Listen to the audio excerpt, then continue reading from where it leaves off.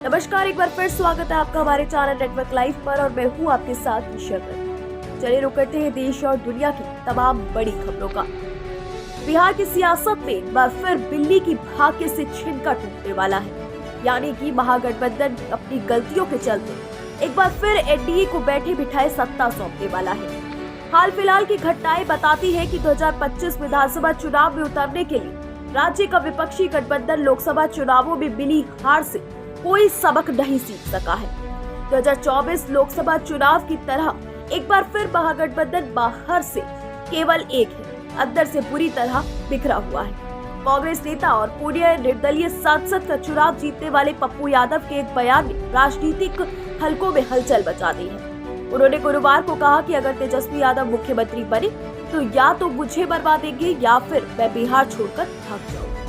कल्पना करिए, जब महागठबंधन का एक प्रमुख नेता अपने सीएम कैंडिडेट के बारे में ऐसी बात कर रहा है तो भगवान ही मालिक है इस गठबंधन का। ये बयान न केवल तेजस्वी यादव और राष्ट्रीय जनता दल के लिए एक गंभीर आरोप है, बल्कि ये महागठबंधन की एकजुटता पर भी बड़ा सवाल खड़ा करता है। जिस तरह तेजस्वी के चुनावों के बॉयकॉट वाले बयान से कांग्रेस ने किनारा किया है, वो भी महागठबंधन में बड़े लेवल के मतभेद को उजागर करता है। पप्पू यादव और तेजस्वी यादव की अनबन तो पुरानी है, लेकिन क्या ये खतरनाक भी है?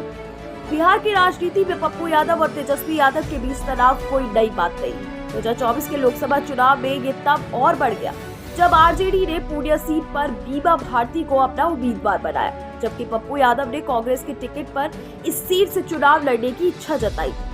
पप्पू यादव ने निर्दलीय उम्मीदवार के रूप में चुनाव लड़ा और जीत भी हासिल की। दोनों के बीच जिस तरह की प्रतिस्पर्धा है, उसका नुकसान महागठबंधन और तेजस्वी यादव को एक बार फिर भुगतना पड़ेगा। तेजस्वी और पप्पू के बजाय प्रशांत किशोर पर फोकस करना चाहिए। पप्पू यादव और तेजस्वी के बीच नेतृत्व को लेकर स्पष्ट मतभेद है। पप्पू यादव खुद को एक मजबूत क्षेत्रीय नेता के रूप में स्थापित करना चाहते हैं और कांग्रेस के लिए एक बड़ा रोल चाहते हैं, पर तेजस्वी और लालू यादव को भी इतना भी मजबूत नहीं।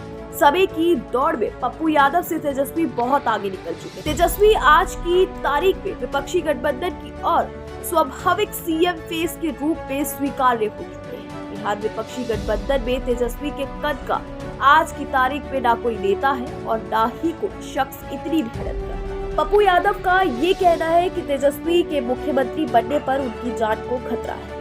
एक अत्यंत गंभीर आरोप है। ये न केवल तेजस्वी की छवि को नुकसान पहुंचाता है, बल्कि आरजेडी की विश्वसनीयता पर भी सवाल उठाता है। ये बयान बिहार की जनता के बीच डर और अविश्वास का वही माहौल पैदा कर सकता है जो जंगल राज के समय हुआ करता, खासकर उन वोटरों में जो महागठबंधन को एक वैकल्पिक शक्ति के रूप में देखते हैं। क्या ये कांग्रेस की रणनीति है? राजनीतिक गलियारों में बहुत से लोगों का मानना है कि पप्पू यादव का ये बयान कांग्रेस को रणनीति का हिस्सा हो, क्योंकि आरजेडी से भविष्य में कांग्रेस को सीटों का तालमेल करना है। आमतौर पर आरजेडी बिहार की उन सीटों को ही कांग्रेस को सौंपती है जहां उसकी जीतने की संभावना नहीं होती। इसके साथ ही इस बार के विधानसभा चुनाव में कांग्रेस महागठबंधन ने अपना शेयर बड़ा करना चाहा। जाहिर है कि इसके लिए पार्टी को पप्पू यादव का प्रेशर बहुत कम आ रहा है। और भी कई तरह के असंतोष है। बिहार विधानसभा की 243 सीटों के बंटवारे को लेकर महागठबंधन के घटक दलों आरजेडी, कांग्रेस, सीपीआई और दूसरे